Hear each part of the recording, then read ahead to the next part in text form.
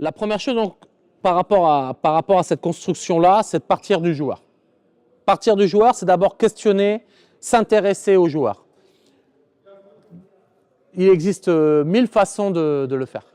Ça peut être de simples entretiens, ça peut être un repas avec lui, ça peut être des activités particulières d'équipe, ça peut être au fur et à mesure du temps lié au suivi des performances. Peu importe les manières, il existe. Ce qu'il faut, c'est vraiment apprendre à le connaître. Apprendre à le connaître sur et en dehors du terrain. Pourquoi? Parce qu'aujourd'hui, je vais prendre le cas par exemple de l'équipe pré-nationale. Ce n'est pas la même chose pour un père de famille de 35 ans que pour l'étudiant de 18 ans. Et parfois même, ce n'est pas la même chose pour un père de famille de 35 ans et un autre père de famille de 35 ans. Ce n'est pas les mêmes vies, ce n'est pas les mêmes personnes, ce n'est pas la même façon de faire. Sur le pôle espoir, ce n'est pas la même chose de s'adresser à un joueur où ça fait 10 ans qu'il fait du basket, je ne sais pas, dans un club, Le Portel, et un joueur qui fait du basket depuis ce matin, dans un fin fond de la métropole lilloise, je veux dire Bailleul, au hasard, par exemple. Ce n'est pas la même chose quelqu'un qui s'entraîne depuis X temps, 3 fois par semaine, et quelqu'un qui s'est entraîné pendant X temps, 1 fois par semaine. En équipe de France, c'est pareil. Ce n'est pas les mêmes cultures. Ce n'est pas la même chose de s'adresser à un joueur qui a été toute l'année à l'INSEP et qui retrouve l'été le même coach, et à un joueur qui vient du centre de formation, par exemple, de Gravelines. Et ce n'est pas la même chose un joueur qui a dominé, qui prend 30 minutes de temps de jeu par match, et un joueur qui a pris que 10 minutes de temps de jeu par match toute l'année. Bref, les histoires sont différentes, les parcours de vie sont différents, et il me paraît essentiel de partir de là pour pouvoir, et pour ça, ça me paraît évident d'avoir un objectif, c'est de construire un espace de parole qui soit, pour moi, avec 2 valeurs essentielles, honnête et authentique. C'est-à-dire que dans cet espace de parole-là, on va apprendre à se connaître, mais il faut aussi savoir qu'on ne va pas forcément se dire des choses que l'autre a envie d'entendre. Et il y a même des fois où on va dire des choses qui ne demandent pas de réponse, que ce soit le coach vers les joueurs ou les joueurs vers le coach. Et c'est vraiment cet espace-là de parole. Par exemple, en équipe de France U16, il y avait même une notion de confidentialité.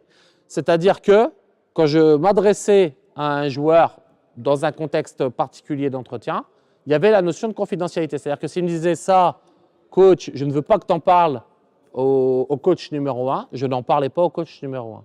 Et le coach numéro 1, c'est le premier à me dire, crée ça, et cette confidentialité-là, ça ne le dérangeait absolument pas. Mais dans cet espace de parole, que ce soit avec vous en tant qu'entraîneur numéro 1, il est important, tout au moins, qu'il soit honnête et authentique. Bien évidemment, derrière, on fait du basket quand même, donc on arrive sur ces notions de « mais quels sont les points forts? Quels sont tes points forts? Et est-ce que les points forts que toi, tu penses avoir, ce sont les mêmes que je pense que tu es? Est-ce qu'il n'y a pas une différence entre ta représentation et la mienne sur ta manière de jouer? Que ce soit dans les points forts, dans les points faibles, mais également, important de connaître les sources de motivation. Pourquoi je fais du basket? Pourquoi je joue en pré-national? Pourquoi je veux être au pôle espoir? Pourquoi je fais l'équipe de France? Qu'est-ce que j'aime sur un terrain? Qu'est-ce que j'aime pas sur un terrain? Est-ce que j'aime pas quand le coach il me hurle dessus? Peut-être des éléments qui sont importants à prendre. Ou au contraire, j'ai besoin que le coach il me rentre dedans pour me stimuler. Ok, des éléments à prendre et à savoir.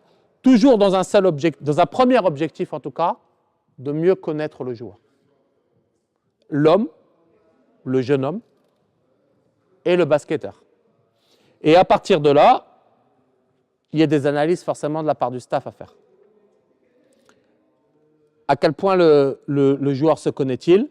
Son niveau de confiance, de compréhension, sa capacité d'apprentissage et ce qu'il préfère, comment il préfère jouer. Généralement, la préférence dans le jeu va avec les points forts. On aime faire là où on est bon. Ça va généralement. C'est très rare que j'ai le contraire. De temps en temps, il y en a qui s'inventent une vie, mais généralement, on est à peu près en adéquation là-dessus. Les qualités d'apprentissage, c'est pareil, et de compréhension, c'est essentiel. Parce que ça peut déterminer la vitesse d'évolution d'un gamin. ou même d'un adulte. Ou même d'un adulte. Donc c'est essentiel pour pouvoir avoir un suivi et encore une fois, mieux connaître son joueur. Et que son joueur nous connaisse mieux aussi. Ça va dans les deux sens, bien évidemment. Ça va? À partir de là, une fois qu'on a fait connaissance, qu'on a repéré les points forts, qu'on a repéré les difficultés qu'on pourrait anticiper ensemble, il y a la mise en place de critères d'évaluation. Ces critères d'évaluation-là que vous voyez sont communs sur les 3 niveaux sur lesquels je peux exercer. Néanmoins, c'est ma liste. Merci. Néanmoins, ça reste des critères déterminés. Ils sont liés aux 3 niveaux. Ça reste les nôtres, mais les votes peuvent être différents. Le plus important dans cette idée-là, c'est d'avoir des critères d'évaluation qui sont annoncés et qui sont affichés en permanence. Et j'aurais dû même mettre évalué en permanence. En permanence, en permanence, en permanence. Donc la capacité à jouer dans le jeu rapide, la capacité à protéger un ballon, la notion de spacing, de timing, la notion de circulation de balle, circulation des joueurs. Quand je parle de circulation des joueurs, c'est sprint. Je le dis tout de suite. Le sprint, ça ne veut pas dire qu'on sprint tout le temps sur un terrain de basket. C'est faux. Mais il y a des moments où il faut sprinter. Et si ce n'est pas fait, on met des choses en péril. Et la notion de tag. Le tag, pour ceux qui ne connaissent pas, c'est comme si je faisais un box, mais en attaque. C'est-à-dire que quand un joueur tire, je vais aller toucher le défenseur le plus proche. Ça a pour vertu principale d'empêcher les relances rapides de l'adversaire. Ça va? Pareil, 3 critères, pareil. Hein. En équipe de France, il y en avait plus. Au pôle, il y en a des différents. Enfin, il y en a différents. Il y a ceux-là plus d'autres. En pré-national, il y a ceux-là plus d'autres. En tout cas, ceux-là sont communs. La capacité à tenir un duel, la capacité à boxer et la notion de défense sur pic et écran porteur. Ce qui est très intéressant là-dedans, c'est que par exemple, sur les duels défensifs, quand on étudie pourquoi je suis bon sur un duel défensif ou pourquoi je ne suis pas bon, on a remarqué par exemple quand on a travaillé là-dessus qu'il y a certains joueurs, ce n'est pas les plus explosifs, ce n'est pas les mecs qui ont les meilleures qualités athlétiques. Par contre, c'est les mecs en termes de pourcentage de duels gagnés, ils font partie des meilleurs. Et pourtant, si je fais un 1 contre 1 pur et dur par exemple avec eux, ils risquent d'être en difficulté. Même si je passe du 5-5 et si je les mets dans le 3-3, je pense qu'ils seraient en difficulté aussi. Mais par contre, ils ont tellement une bonne science du placement, notamment sur la défense non porteur, la défense off-ball, que en fait, le nombre déjà de duels qu'ils ont à faire, il est divisé par 2 par rapport aux autres. Parce que leur gars ne reçoit jamais la balle. Parce qu'ils sont toujours bien placés, parce qu'ils sont toujours dans la bonne anticipation, ils sont toujours dans un contrôle de l'intervalle qui est hyper intéressant. Et en fait, il y a un lien à faire entre, je perds des duels, mais oui, c'est les duels porteurs. Mais peut-être que si tu es meilleur non porteur de balle, tu verras que ce sera plus facile aussi en tant que porteur de balle. Et ça, c'est hyper intéressant à suivre parce que ça permet encore une fois de développer la performance des joueurs selon toujours ces critères d'évaluation qui sont annoncés et affichés en permanence. La défense des pics et des écrans non porteurs, intéressante et différente des duels parce qu'elle nécessite une collaboration défensive. Elle nécessite une collaboration défensive. Je prenais tout à l'heure l'exemple, par exemple, d'un pick and roll. J'ai un grand, systématiquement, justement, on lui demande de sortir en edge ou en step. Et tout le temps, il est bien dessus. Sauf que, par exemple, j'ai un meneur de jeu, systématiquement, il n'oriente jamais dans l'écran, il se fait battre à l'opposé. Au final, on prend quand même 2 points. Et on prend 2 points parce qu'il y a une collaboration défensive dans le jeu d'écran qui n'est pas bonne. Et pareil. Et donc, en fait, quand c'est toujours les mêmes joueurs qui a ciblé, c'est pourquoi, comment et comment on arrive à régler ça. Comprendre que chacun a son job à faire là-dessus, mais que, en fait, c'est la somme des 2 joueurs qui font correctement leur boulot qui va faire la réussite de la défense. Ça, c'est un exemple concret d'un tableau statistique qu'on faisait en équipe de France. Alors, c'est quelque chose que moi je reprends sur et le pôle espoir et la prénat. Bon, pour obtenir ça, il y a assistant vidéo, il y a 2 assistants, on est staffé, d'accord? Mais c'est quelque chose que moi je reprends sur les entraînements et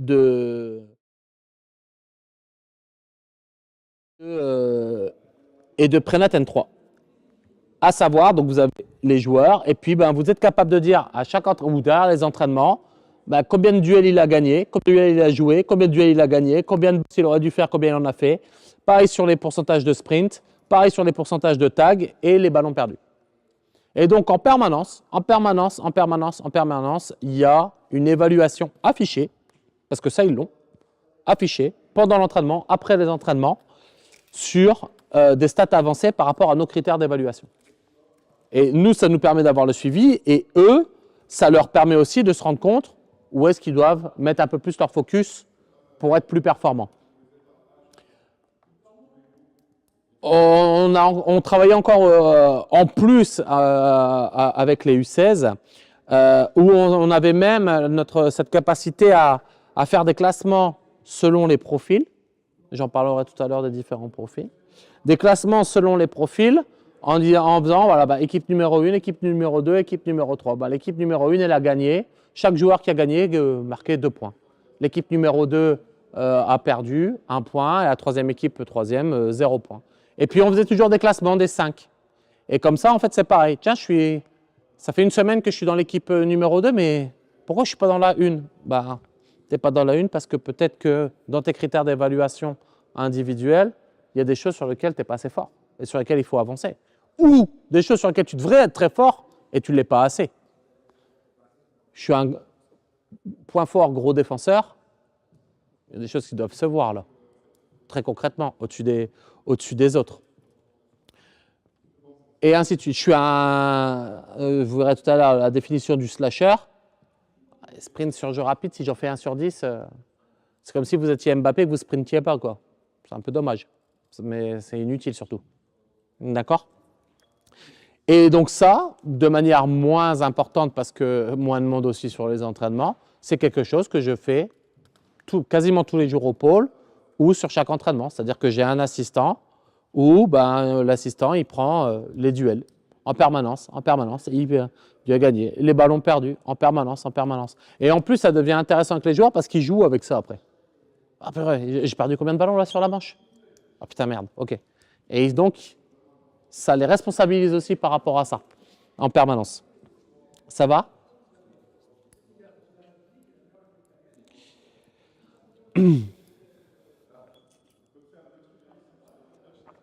On gagne sur ses points forts. J'aurais dû l'écrire en plus gros d'ailleurs. On gagne sur ses points forts.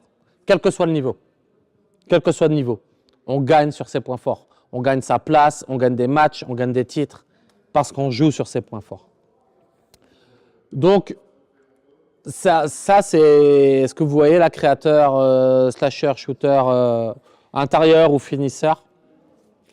C'est inspiré d'une forme de fonctionnement tiré des scouts américains, des scouts NBA, qui eux ont beaucoup plus de catégories que ça. Et pourquoi nous, ça nous a inspiré? Parce qu'en fait, le simple poste de jeu ne suffit pas à déterminer le point fort d'un joueur. Exemple très facile, poste 5, Jokic, Rudy Gobert. Même poste de jeu, pas du tout les mêmes joueurs. Thomas Hortel, Andrew Albisi. Même poste de jeu, pas du tout les mêmes joueurs. Et on peut bien évidemment faire ça sur tous les postes de jeu. Donc l'idée, c'est d'essayer d'avoir une forme de réflexion autour de, OK, comment je vais réussir à mettre en avant et à exprimer les points forts de mes joueurs. Tout de suite une limite à ça. Comme à chaque fois qu'on fait des catégories, on a tendance à mettre des gens dans des cases. Et je vais vous montrer tout à l'heure des vidéos. Vous verrez que par exemple, il y aura un créateur, mais en fait qui est aussi shooter. Et après, c'est des proportions qui sont différentes. Il y en a qui, un intérieur peut être créateur. Jokic, par exemple, très bon créateur. Donc, attention de ne pas enfermer les gens dans des cases quand même. Mais l'idée, c'est de pouvoir à la fois avoir un lien entre le joueur, ses points forts et mon projet de jeu derrière.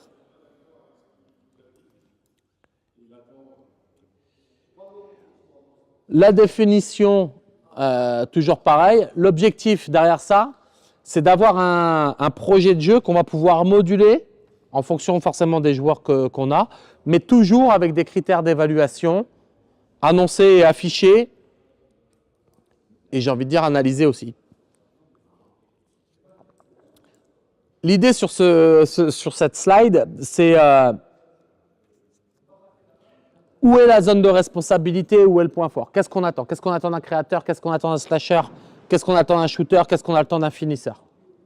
Où est la zone de responsabilité et quelles sont les qualités techniques essentielles à posséder pour pouvoir être performant dans ce type de registre-là? Pareil, je vous laisse lire tranquillement. Si vous avez des questions par rapport à ça, n'hésitez pas une seule seconde.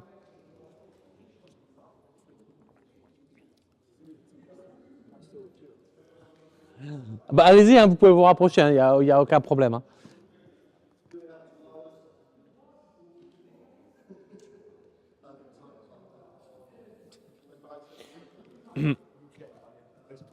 Donc, on va avoir sur les 4 catégories, je vais me mettre à gauche parce que je suis gaucher, c'est plus facile pour faire la météo. La notion de créateur, c'est les joueurs qui vont être menaçants par l'espace, avec la création et notamment, essentiellement par le dribble. La notion de slasher, c'est tous les joueurs qui vont être forts sur le jeu de coupe, forts derrière des sorties d'écran sur des curls, forts dans les ouvertures de ligne de passe, forts sur les courses de contre-attaque. Shooter, ça parle de lui-même. C'est quelqu'un qui est capable d'avoir une grosse menace à longue distance. Et les notions de finisseur, intérieur, voilà, c'est tous les joueurs qui vont pouvoir avoir un impact à la fois proche du cercle sur les techniques de post-up, mais également sur toutes les notions de poste d'écran. Ce sont aussi des joueurs de plus en plus pour aller vers le haut niveau qui ont un jeu de passe au-dessus de la moyenne. Donc ces registres-là sont essentiels. Ça va? Très bien. Une fois qu'on a donc nos critères, on connaît nos joueurs, on a nos critères d'évaluation et on a essayé de catégoriser ça. Je vais vous montrer quelques vidéos sur, par exemple, là c'est les vidéos forcément des U16, sur comment jouer les créateurs, comment jouer les... C'est des choses très très simples, mais ça peut être intéressant d'en débattre après. Il ne s'est pas déclenché, si, il s'est déclenché. Voilà, en permanence, par le dribble, petits espaces.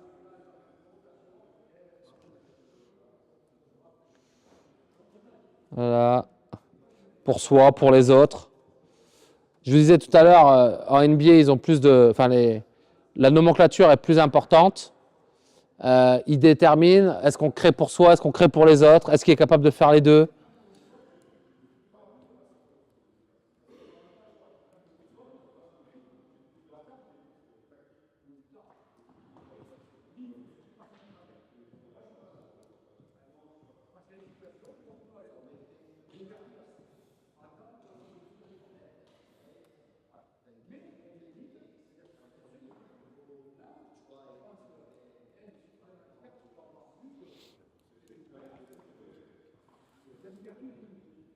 Bon, les shooters shoot.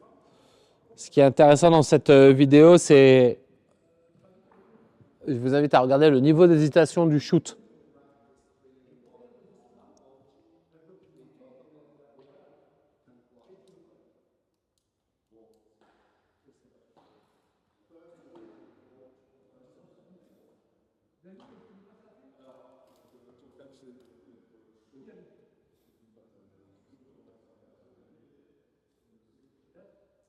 Là, tout à l'heure, ce joueur-là était dans les créateurs. Il faisait partie des joueurs sur lesquels on a hésité.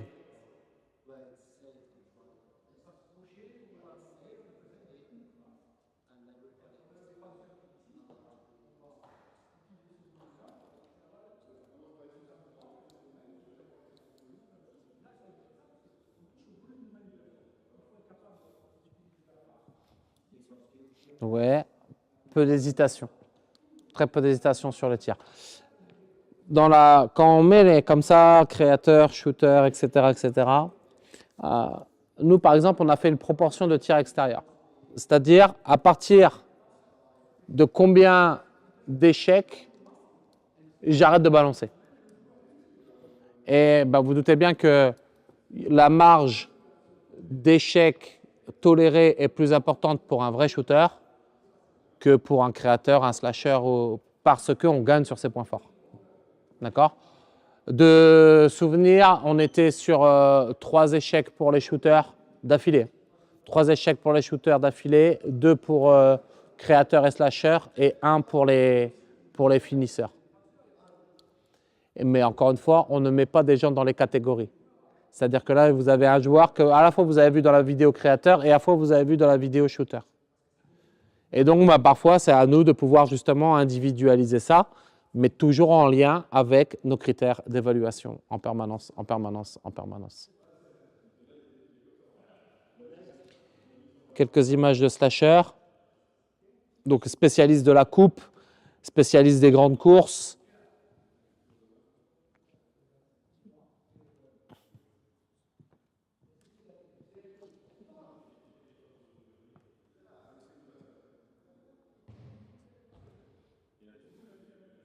Sortie d'écran non porteur, curl, agressivité en première intention. Voilà, flair, attaque fort ligne de fond.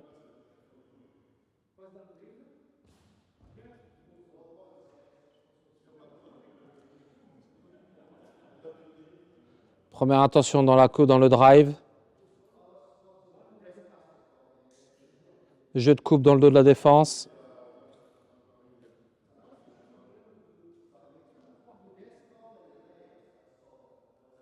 Finition de contre-attaque.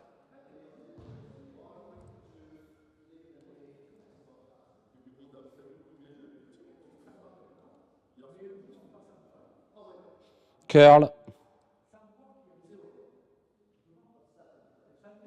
Avec une capacité à finir loin mi-distance, proche du cercle. Je passe les intérieurs, puis après j'ouvre un débat sur ce que vous voyez. Et ensuite le travail des bigs. Mince. Hop, pardon. Le travail des bigs.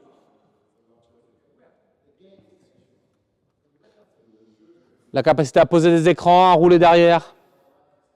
Pour se retrouver sur des situations proches du cercle, des ouvertures de ligne de passe sur les prises de position. Ça, on dirait que c'est très simple, mais c'est d'une complexité extraordinaire. Entre le jeu de non-porteur de balle, le jeu porteur de balle, enfin le jeu de l'intérieur pour ouvrir les bonnes lignes de passe, c'est du vrai travail.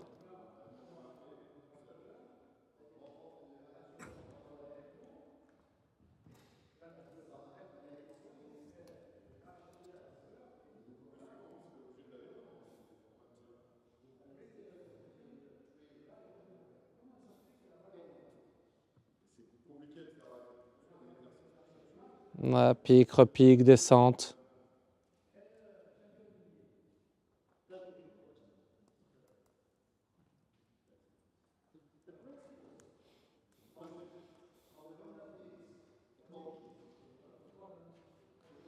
La finition en contact, proche du cercle. Très bien. Qu'est-ce que vous voyez qu'est-ce que vous pensez des vidéos que vous venez de voir? Est-ce que vous avez un avis? Hein? C'est fluide. Ok. Pardon?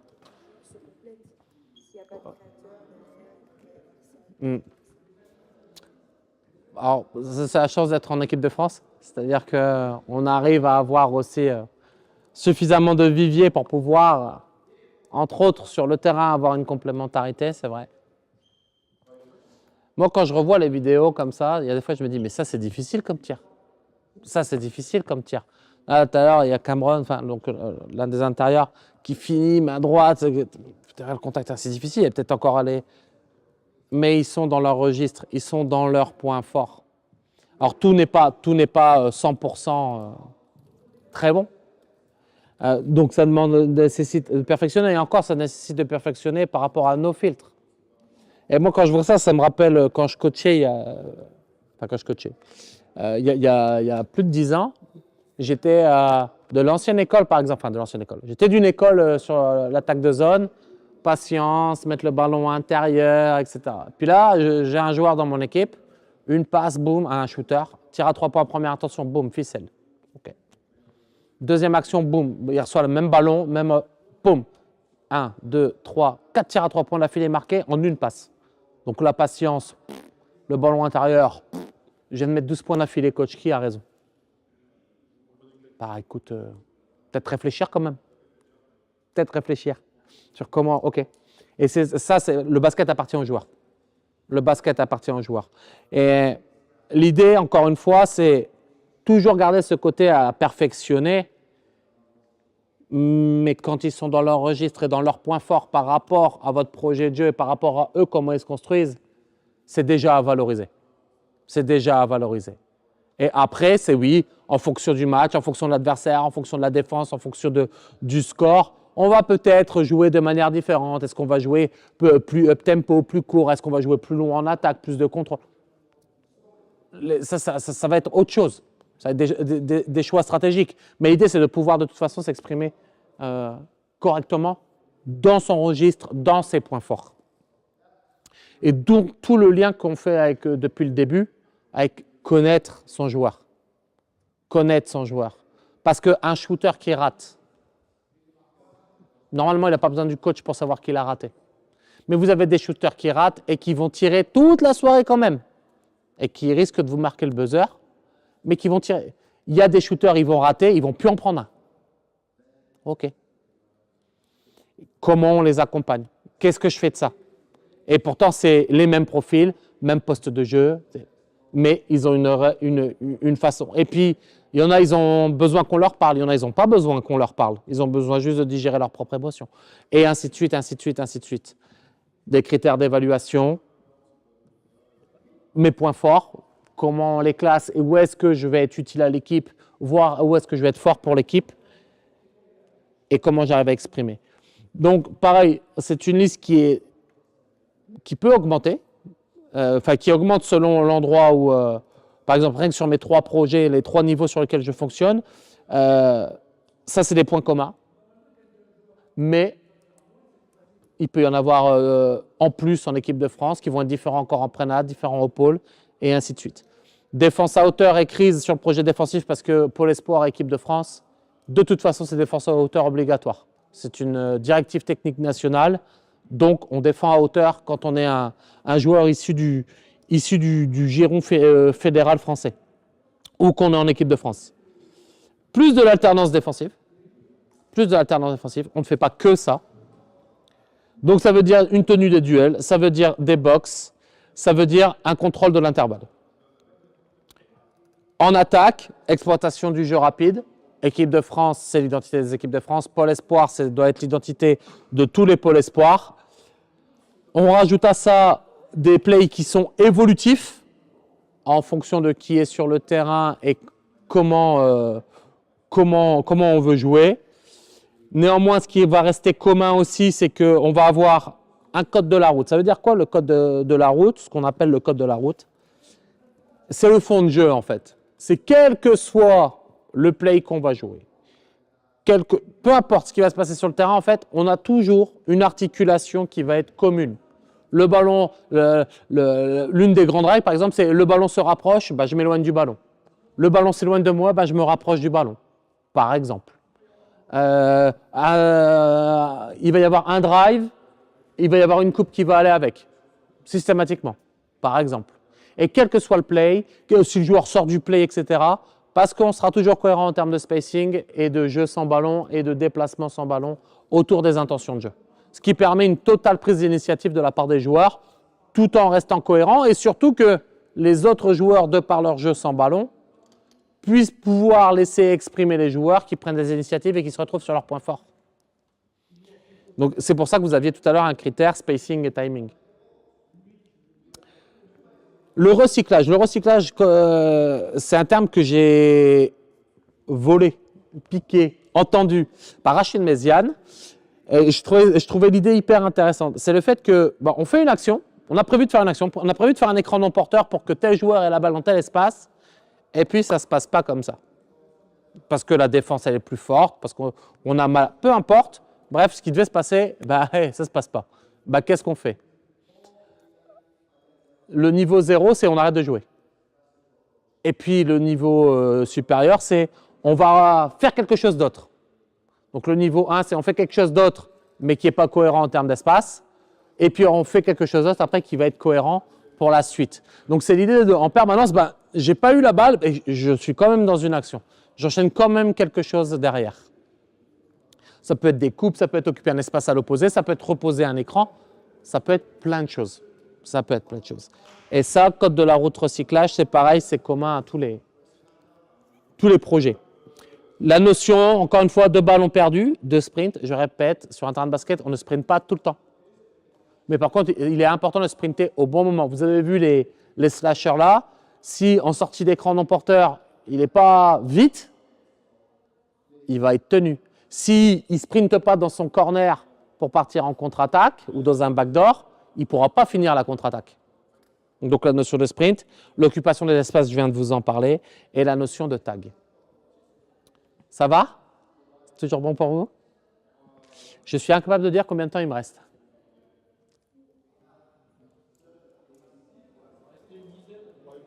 10? Oh, bah, je suis facile.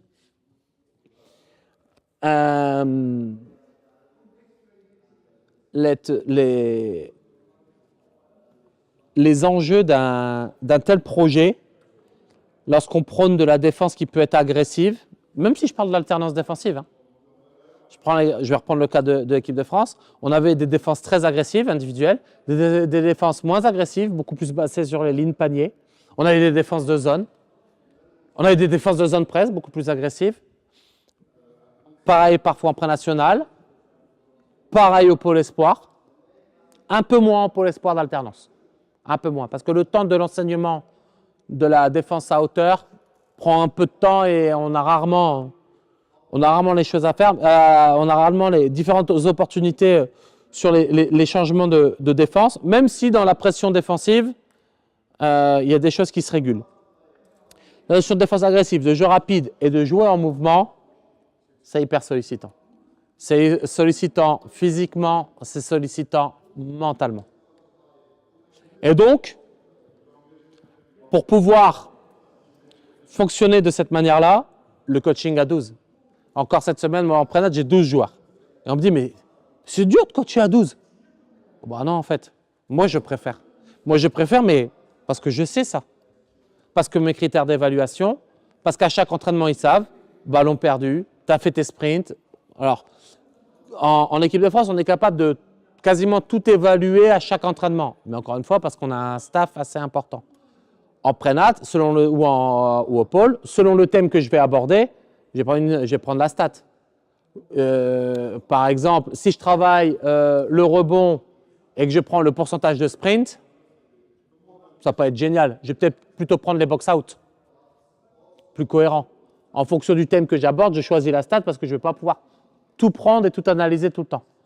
Là où en équipe de France, je peux. En prénat, c'est pareil. Selon ce que je veux travailler ou je veux voir, même si il y a fil rouge des ballons perdus, ça c'est clair et net, je vais prendre des stats différentes.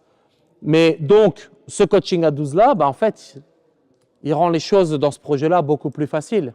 Et à partir du moment où on connaît le joueur, on l'accompagne dans ses points forts, les évaluations sont affichées, sont annoncées, sont suivies, que ça devient, dans le meilleur des cas, même un jeu pour eux. Un jeu pour eux. Moi, ça m'est arrivé encore la semaine dernière à l'entraînement de prénat. J'ai perdu combien de ballons sur cette manche-là? Ah merde, c'est trop. Waouh, c'est le joueur qui vient voir lui-même. J'ai tout gagné quand il fait ça. Et donc, à partir de ça, c'est facile d'exprimer on est à 12, ouais. Ah oui, tu ne joueras pas 30 minutes, ouais. Par contre, tes 20 minutes, tes 15 minutes, elles vont permettre à l'équipe de monter et que ça nous permettra de remplir ce projet de jeu-là. Ce n'est pas donné à tout le monde, hein. Tous les joueurs ne veulent pas forcément accepter ça. Puis des fois, il y a des joueurs qui sont un peu plus dans le flow. On va laisser un petit peu plus longtemps parce que combien de fois ça m'arrive de dire bah, je vais le sortir, puis au moment où j'ai un spécialiste dans mon équipe, je fais pour le sol, là il va falloir prévoir la rotation parce que ça commence à faire, puis je vois que c'est en train de descendre. Puis d'un seul coup, touché par la grâce à ce moment-là, un panier, deux paniers, trois, quatre paniers d'affilée, N1. Ok, bon allez, on va attendre un petit peu, on va attendre l'instant. Mais néanmoins, en tout cas, moi, c'est une préférence. Et à partir du moment où c'est légitime, authentique et honnête avec les joueurs, ça ne nous pose aucun problème. Et après, l'alternance défensive, parce que l'alternance défensive, il est très difficile d'agresser en permanence pendant 40 minutes de jeu. Très, très, très difficile. Parce que c'est sollicitant. Et parfois même l'adversaire s'adapte. Et donc là où ça peut être à un moment donné très efficace avec l'adaptation, je vais faire des efforts et ça me donne encore plus. Alors que si j'ai de l'alternance, je garde cette fraîcheur, notamment à un moment donné mentale, qui va me permettre de faire les petits efforts qui vont bien en plus. Voilà. Alors j'ai prévu s'il faut des choses stratégiques, comment on peut faire varier les choses en fonction d'eux. Si vous avez des questions, s'il y a quoi que ce soit, des choses sur lesquelles vous voudriez que je revienne, je suis à vous.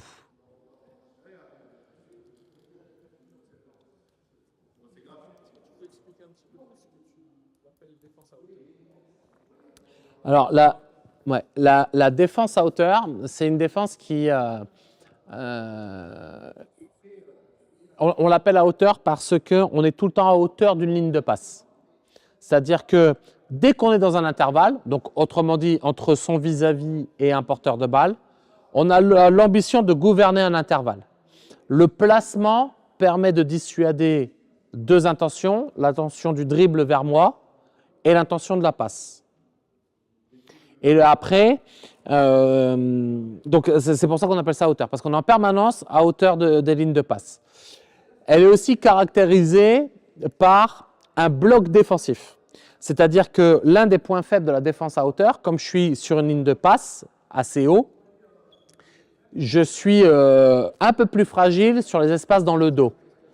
Et donc, comme il y a un bloc défensif, si je suis un bloc et tous les joueurs sont proches les uns des autres, eh bien, toutes ces notions de backdoor, si je suis vraiment très en retard, sont compensées par la présence du joueur qui est derrière. Mais comme je suis un bloc défensif, tout ce qui va au loin peut être un point faible. Et donc là, ça, c'est compensé par une pression défensive. Et l'idée, c'est d'interdire toutes les passes rapides. Et donc, si c'est une passe lente, ça ne m'empêche pas de respecter un principe de base défensif qui est de se déplacer en même temps que la balle et avec la balle. C'est ça l'idée. La notion de défense à hauteur, c'est d'être en permanence à hauteur sur une ligne de passe, dans un intervalle, pour pouvoir dissuader à la fois une intention de dribble et à la fois une intention de passe. C'est une intention qui est nommée avant le match, c'est quelque chose que vous dites, c'est quelque chose qui est inscrit dans l'équipe, tu vois, et qui se fait naturellement. Il y a besoin de le dire. Est-ce qu'on dit là, est-ce que là, sur cette défense-là, sur ce moment de match-là, on va être à hauteur, donc sachant que peut-être on va être un petit peu moins dans les aides, je ne sais pas, je parlais de ça. Ou est-ce que c'est quelque chose qui c'est annoncé ou pas en gros? Alors, pour l'espoir, non, parce qu'on fait quasiment que ça. Pré-national, oui. Et équipe de France, oui. Par exemple, on a joué les Espagnols en prépa et on a joué les Espagnols en finale. Et à la fin du match de prépa, on prend une torpille là-bas, mais on avait une vraie stratégie défensive qui était de, justement, surtout pas de défense à hauteur sur eux. Et en fait, on a commencé le match par de la défense à hauteur. Et après, en fait, on l'a arrêté. Parce qu'en fait, ils sont très forts comme on était capable de mettre beaucoup de pression, que ce soit porteur ou non porteur. Eux, ils adoraient ça. Parce que c'est un terrain, ils se nourrissent de ça pour pouvoir s'exprimer. Sauf qu'on a décidé de reculer un petit peu, mais de rien leur donner. Je ne te donne pas l'indice. Il y a un bloc devant toi, mais je ne te donne pas d'indice. Je vais pas venir te titiller. Et donc, ils ont été très, très embêtés par rapport à ça. Et c'est ce qui fait qu'à un moment donné, ils n'existent plus. Et quand derrière, on revient sur l'alternance de défense à hauteur, là, ils reprennent une grosse vague agressive. En plus, avec les rotations qui vont avec, là, ça devient compliqué. En plus, quand tu es en fin de compétition sur le dernier match, ça devient compliqué à vivre. Donc, ça va dépendre du contexte, mais oui, 9 fois sur 10, enfin, en tout cas, sur l'équipe de France et mon équipe senior, c'est quelque chose qui est annoncé. Après, la défense à hauteur de mon équipe senior, ça dépend des samedis soirs. J'ai bien compris que là, c'est un projet dans le collectif. Est-ce que tu travailles en fonction des caractéristiques individuellement à haut niveau parce que Bien sûr.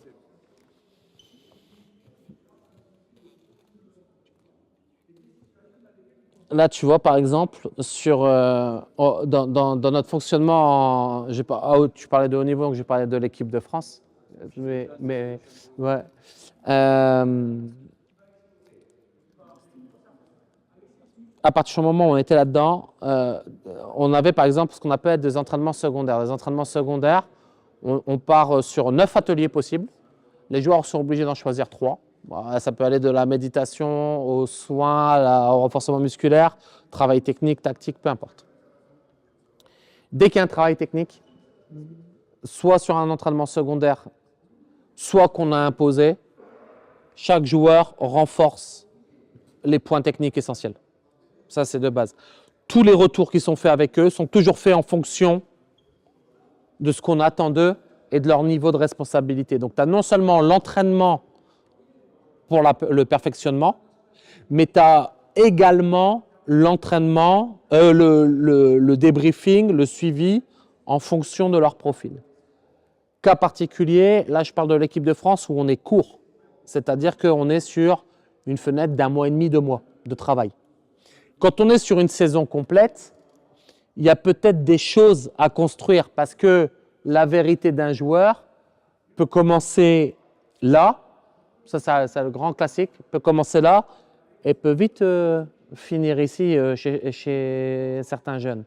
Donc peut-être qu'en fonction de sa potentialité, de son évolution, on va aller mettre des accents dans d'autres catégories, mais parce qu'on sera sur des objectifs de formation. Et donc là, par rapport à mes critères d'évaluation, ce sera plus le résultat, la valeur absolue du résultat. Je t'ai fait passer de là à là. Voilà, parce que toute ta vie, tu as joué là. Mais moi, je te dis, si tu veux aller plus haut, c'est là que ça va se passer. Et puis, je te fais défendre sur ces joueurs-là. Mais ton pourcentage de duel défensif, il risque d'être gagné, il risque d'être catastrophique. Et c'est non pas la valeur absolue du pourcentage qui compte, mais c'est l'évolution du pourcentage qui est intéressant à débriefer avec eux par rapport à ça. Et là, c'est la vraie guerre qu'on mène dans la formation du jeune joueur, ça. Mais il ne peut pas défendre. Ouais, mais il va falloir qu'il apprenne à défendre. Sauf que si on ne le fait jamais défendre, si on ne le met jamais en situation, et ça peut être des problématiques, notamment sur des moments de match, lorsque les objectifs sont clairement de formation.